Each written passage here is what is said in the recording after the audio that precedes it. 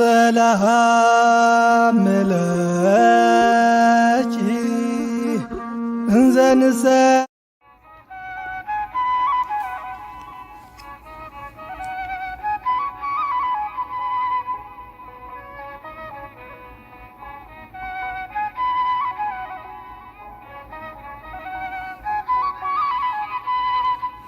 በስመ አብ ወወልድ ወመንፈስ ቅዱስ አሐዱ አምላክ።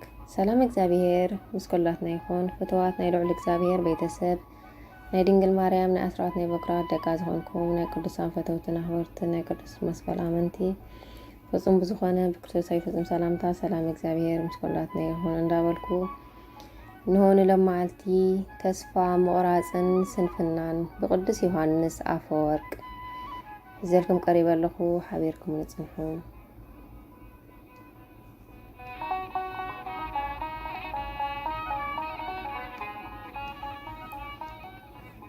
ተስፋ ምቑራፅን ስንፍናን ብቅዱስ ዮሐንስ አፈወርቂ። ተስፋ ምቑራፅን ስንፍናን ኣዝዮም ሓደገኛታት ሕማቃትን እዮም። ካብዚኦም ክፍኣት ሕማማት ኣዚና ክንርሕቕ ይግባአና። ክፉኣትን ሕማቃትን ወይ ሓደገኛታት ዝገብሮም እንታይ እዩ ኢልኩም እንተሓቲትኩምኒ ኣነ ኸ ከምዚ ኢለ ይምልሰልኩም። ብተስፋ ምቑራፅ ዝወደቐ ሰብ እንደገና ክትስእ ኣይፍቕደሉን እዩ። ኣብ ስንፍና ዝቆመ ሰብ እውን ከም ዝወድቕ እዩ ዝኸውን። ንስንፍና ገንዘብና እንተጌርናዮ ካብቲ ንሰናይ ነገራት ዘስእነና ንላዕሊ ብሰንኪ ስንፍናና ዝመፁ ሓደሽቲ ክፉኣት ልምድታት ከም ንተሓዝ ይገብረና። ስንፍና ካብ ናይ ሰማያዊት ተስፋ እውን የርሕቐና ይድርብየና እዩ። ተስፋ ምቑራፅ ድማ ናብ ሕማቕ ልምድታት ወይ ኣብ ዓሚቕ ዓዘቕቲ ከም እንጥሕል ይገብረና። ብሓቂ ብተስፋ ምቑራፅ እንተዘይተታሒዝና ካብ ጽኑዕ ክፍኣት ስንፍና ክንምለስ ይከኣለና እዩ። እዚኦም ክልቲኦም ማዕረ ክንደይ ክፉኣት ኣሸገርቲ ምዃኖም ንኽትርድኡ ምሳሌ ጠቒሰ ኸረድአኩም። ዲያብሎስ መጀመርያ ቅዱስ መልኣኽ እዩ ነይሩ። ካብ ተስፋ ምቑራፅን ስንፍናን ዝተልዓለ ግና እንደገና ዘይትስእ ኮይኑ ተሪፉ ናብ ክፍኣት እውን ወዲቑ። ዲያብሎስ ጥንተ ተፈጥሩ ቅዱስ ከም ዝነበረ መጽሓፍ ቅዱስ ክገልጽ እንከሎ ሰይጣን ከም መብረቕ ካብ ሰማይ ክወድቕ ረኣኽዎ ይብል። ሉቃስ ወንጌል ምዕራፍ 10:18 መብረቕ ዝብል ኣገላልጻ ንናይ ዲያብሎስ ባህሪ ቅድሚ ምውዳቑ ዝገልጽ ኮይኑ ማዕረ ክንደይ ብሩህ ህይወት ከም ዝነበሮ ዘመልክት እዩ።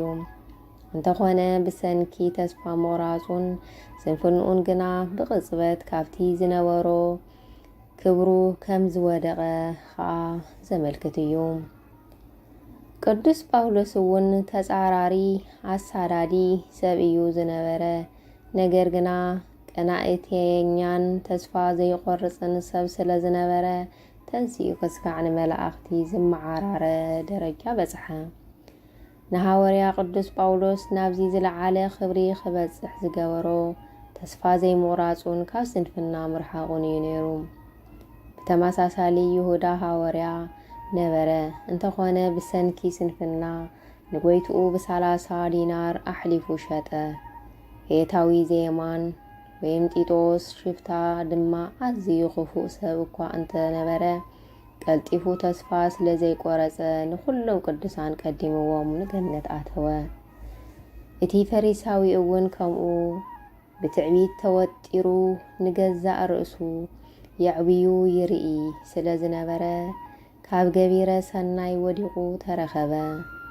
ብኣንጻሩ እቲ ቀራጺ ግና ተስፋ ስለ ዘይቆረፀ ካብቲ ምሁር መራሒ ኣይሁድ ፈሪሳዊ በሊጹ ናብ ሰናይ ምግባር ኣፍ ደገ መጻ። ብጐይትኡ እውን መጎስ ረኸበ። እምበኣር ንስኻትኩም ድማ ነዚ ክፉእ ሕማም ብዝግባእ ብምርዳእ ካብ ተስፋ ምቑራፅን ስንፍናን ክትርሕቁ ይምዕደኩም ኣለኹ። ምንቂ ቅዱስ ዮሐንስ አፈወርቂ አንቀጸ ተዋህዶ። ስብሐት ለእግዚአብሔር ልዑል ወለወላዲቱ ድንግል ወለመስቀሉ ክቡር አሜን።